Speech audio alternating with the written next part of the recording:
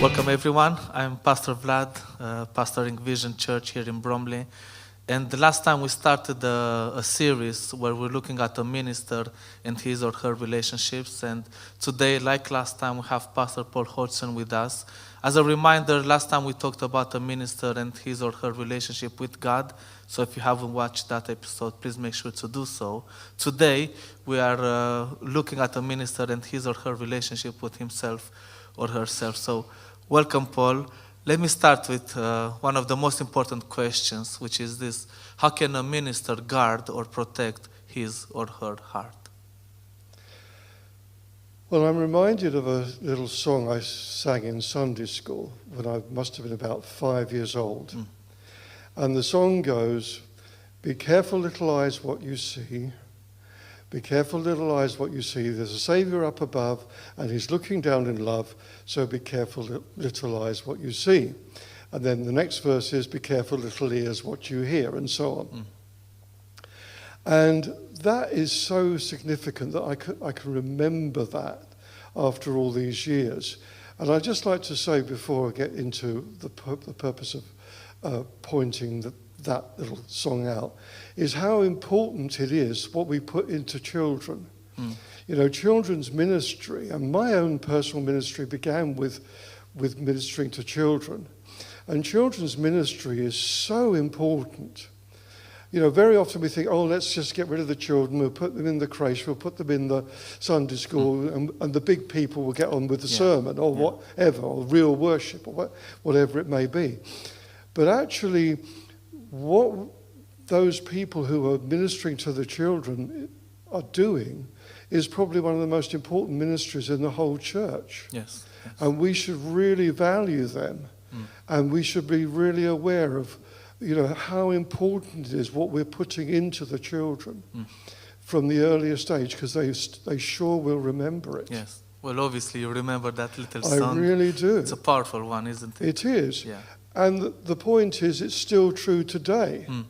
I have to literally choose what I watch on the TV, on movies. I love movies. In fact, when I was younger, I used to love going to the movies. When movies were quite innocent, they're not anymore. Yeah. And I've got a lot to say about that. And that's one of the things I did talk about in one of my recent messages of the month. But in terms of choosing what videos to watch or what movies to watch, there's very few that I can allow myself to watch. And if I've ever watched something which I shouldn't have done, it spoils things. It makes you feel really guilty, and so I've hopefully learned, to be really, really, really careful about what I watch, what I listen to, because it's what goes into the heart that is what comes out of it. Yes. And again, we're talking about we can only minister to the extent that we are in blessing. I cannot bless other people if I'm not in blessing myself. And I cannot be in blessing myself if I'm listening to and watching things which are not right. And putting things into my heart, because they will stay there. And they will come out somewhere along the line. So it's really a matter of not only what we don't put in our hearts, it's also what we do put in our hearts. Yes. It's what we feed ourselves with, which is absolutely vital. I think that was one of the questions that came to my mind now as you're speaking, because I think most people would agree, don't let dodgy, weird stuff in your heart through what you're hearing or listening to or seeing. But what about, there's a lot of stuff out there, whether it's movies or songs, that are not bad. There's no foul language, there's no weird movie scenes. How does that work? Because it can get to a point where things that are not bad, they numb our hearts. So in and of themselves, is this still guarding my heart if I watch things that are not necessarily sinful in and of themselves? What would you say to someone who says that I'm not watching anything bad or listening to anything bad? I think it's important that we're normal, natural people, and we are aware of what's going on in the world. You know, just because we know what's going on in the world doesn't necessarily defile us. I mean, God knows everything, all the wicked things, all the terrible things that are going on in the world, but he stays holy. And part of that is because he is of purer eyes than to behold evil. Yeah. So he doesn't participate in any of that stuff. But he totally knows about it, and he's totally aware of it, and yet he is separate from it. Yeah. And so somehow or another we have to learn to be like that, to be holy. Yeah. But at the same time, I think that there are lots of innocent things that we that don't necessarily defile us, and therefore, you know, I personally don't have a problem with carefully seeing or hearing secular music or documentaries or videos or whatever. Yeah. I think what I had in mind, especially maybe people that tend to, as it's called, binge watching Netflix. Oh yeah. And those things. So there's entire series that can last up to, I don't know, 9 hours or who knows. Yeah. And they may be funny, there's some humor and comedy in there, but watching it more than it's normal, like spending 4, 5, 6 hours a day, maybe even watching this, though it's not sinful and it's not even defiling from a spiritual point of view, it's basically time and energy we could have used to rest in God. Yes, I totally agree with you. Yeah. Totally. So that's what I mean. Sometimes it's good things that numb our heart. Yes. And then when we go out, and I speak from experience, unfortunately as well, you go out and minister to people, then it's like, okay, I haven't done anything sinful, but I haven't had my heart in a place where it's filled with God as well, because I've been busy or keeping it busy with stuff that are not bad, but neither are they necessarily adding value to me spiritually. Yeah, I think you're totally right there. Yes. Yeah. Yeah. So the way we guard our heart is basically being careful what and how much we allow to come through our little eyes and ears into our heart, because we minister out of a heart that's why we need to protect it and guard it, right? Yeah, absolutely. Right. So linked to that, it's a question that I'm sure most, if not all, ministers struggle with at different times in their ministry. So what would you say to a minister who starts doubting his or her calling? And have you ever been in one of those situations, and what did you do about it? Well, for start off, everybody is called. Absolutely everybody in the church is called to be part of the mission, Yes. which is to make disciples. Yeah. And actually, you know, you can work in a factory and be a minister for God. Yes. Yes. Amen. And there's nothing wrong with working in a factory, by the way. I mean, before I went into ministry, full-time ministry, I deliberately worked in factories, I worked in offices, I worked in shops, so that I could honestly say I know what it's like. Wow. And I can also honestly say I wasn't perfect.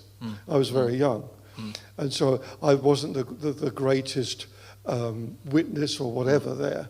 I mean, people did know that I was a Christian, and I wasn't a bad person, you know, misbehaving or anything like that. But sometimes people didn't know. In fact, somebody said, "Oh, I didn't realise you were a Christian," Wow. and that was a bit sad. Yes.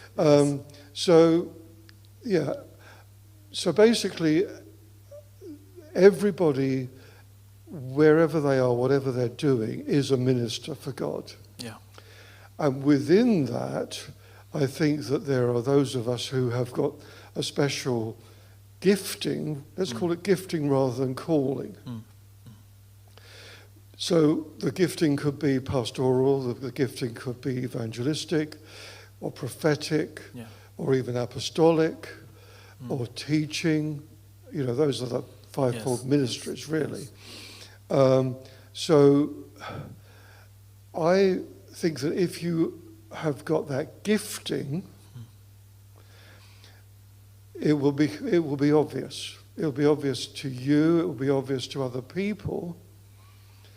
And I think that possibly the issue is, where can I use that gifting? Yeah. And but let's just take one example. You can be pastoral, or you could have that pastoral gift without leading a church. Yeah. And you can lead a church without being pastoral. I know. This is another subject. Yes. So if you have got a pastoral heart, how do you use that gift without leading a church? Well, I think it's very simple. You just care for people. Yes. You care, people you come across. For instance, in my home group yesterday, we had a message that one of the guys in the home group was taken into hospital with a terrible abdominal pain. He was allowed to go home, but he had to go back to the hospital the next day, which was yesterday. And so I just sent a message to Phil. I said, Phil, I'm praying for you today. And I really prayed for him. Yes. I'm praying for you as you go back to the hospital today, and that everything will be fine. And he wrote back and said, thank you very much. But you see, I'm not his pastor, but I can't help being myself. Yes. That's who I am. I am Yes. a pastor, and I care for people. And so as soon as I knew Phil had this problem, my heart went out to him. Wow. And it was just the most natural thing in the world to pray for him. And to let him know that I was standing with him. Yes. You're giving me a lot to think about on this, because basically, it's a good point. It's not about the calling, because everyone is called. We are maybe specifically or uniquely gifted in different ways. So therefore, even the idea of someone doubting their calling, that's not really, it's not, because I'm thinking live as we're speaking. I never doubt my gifting, like at no point. Right. I'm not perfect. It needs to be continuously developed, Yes. but I know sort of where God gifted me. So when things get tough as a minister, and they tend to, I feel like I'm doubting my calling, but not really. What I'm doubting is this working, right? Is my gifting making a difference in someone's life? And I think that can affect how we view ministry as well. So I'm just like, this is a very good point that I'll take with me. It's not about the calling, because that's for everyone.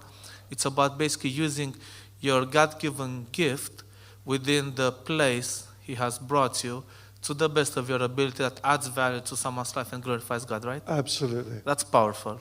I Yeah. need to write a sermon about this. Wow, thank you. Thank Did you you. want to add anything else to this idea? No, I think that's it. Okay, thank you. I think it's very important for us to be aware of this. So we guard our hearts. That's in terms of our relationship with ourselves. Watch what comes in, because that's what will come out as well. And in terms of doubting our calling, it's actually every Christian is called. Everyone is gifted. Use it to the benefit of others and the glory of God. And you will not doubt that God called you when you just shift a bit of perspective on these things, right? Wow, thank you, Paul. I'll mull over this. It's very powerful. Thank you again for being with us in this episode. Next time, we're going to look at a minister and his or her relationship with the spouse. So I'm looking forward to hear more of your wisdom in that as well. Thank you so much. Okay, thank you.